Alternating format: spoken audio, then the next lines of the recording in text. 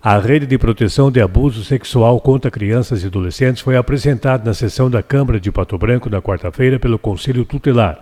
A convite da vereadora Leonira Viganotesser, integrantes do Conselho relataram o número de atendimentos realizados, perfil de identificação do abusador, como agir com uma criança abusada e como denunciar. De acordo com o conselheiro Renato Gardaz, no ano passado, início deste ano, o Conselho registrou 32 casos de abuso sexual e violência, que integra prostituição e aliciamento.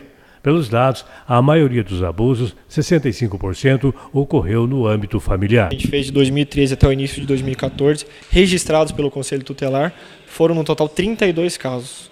32 casos de abuso sexual e violência sexual, que engloba também situações de prostituição, aliciamento, tudo envolvendo situações sexuais, né, contra crianças e adolescentes. O ambiente que se processa todo esse abuso sexual, aonde que... Na maioria dos casos, inclusive registrado que a gente tem, mais especificamente 65% dos casos de Pato Branco aconteceram dentro do âmbito familiar. Foram realizados por membros da própria família a situação de abuso. Ainda assim, estamos abaixo da média nacional, que é de 80% desses casos acontecerem dentro do âmbito familiar. O que entra no caso de abuso sexual? O caso de abuso sexual em si é a questão da agressão, da violência física, em troca, obviamente, do aprimoramento da situação de prazer sexual de um adulto ou até mesmo de um adolescente contra uma criança ou um adolescente.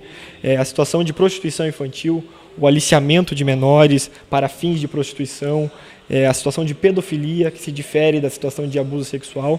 Então, tudo isso está englobado na situação de violência e abuso, né?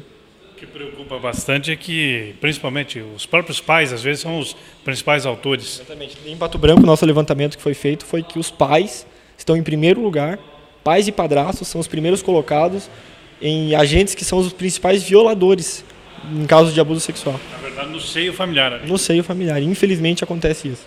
Vocês que trabalham com esses problemas, é possível dizer a motivação de tudo isso?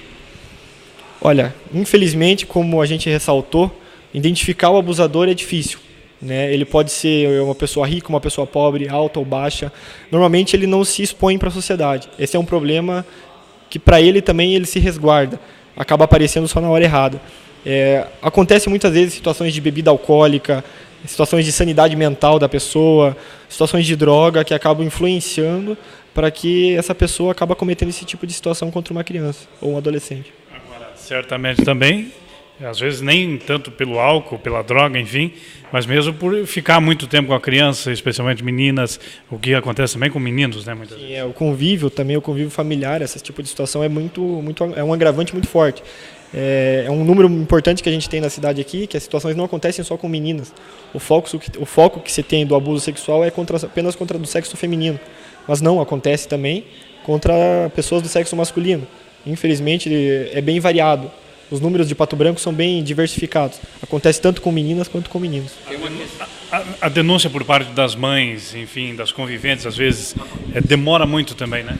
Infelizmente acontece em situações onde a mãe acaba omitindo, justamente por ser um membro da família. O silêncio, a gente sempre foca que o silêncio, infelizmente o silêncio, tanto na questão da denúncia, quanto na questão de se contar, a criança contar para os responsáveis, é uma arma que, infelizmente, vai contra a punição contra essas pessoas. Infelizmente ainda acontece muito disso. Tem a questão até do medo, mas hoje quais são os mecanismos? Como denunciar? Então, a denúncia hoje pode acontecer com o Conselho Tutelar, diretamente na Delegacia de Polícia Civil, com a Polícia Militar no tradicional 190, pode acontecer também diretamente no Ministério Público e em outras situações também a própria escola pode receber denúncias dos próprios adolescentes ou das crianças, porque no âmbito escolar acaba acontecendo muito dessa situação aparecer, às vezes sem querer. Então a gente espera que essas denúncias possam vir de qualquer um desses lados. O Disque 100 é muito importante, porque o Disque 100 é um número fácil, existe. O Paraná é um grande alavancador do Disque 100. O Disque 100 ele é totalmente sigiloso, ele tem um endereço online também, que é o disque100.gov.br, que as denúncias podem ser feitas de maneira online pela internet, e principalmente o Disque 100, que é totalmente sigiloso e fácil de fazer, e ela chega até o órgão para ser feito a situação da decorrer, né?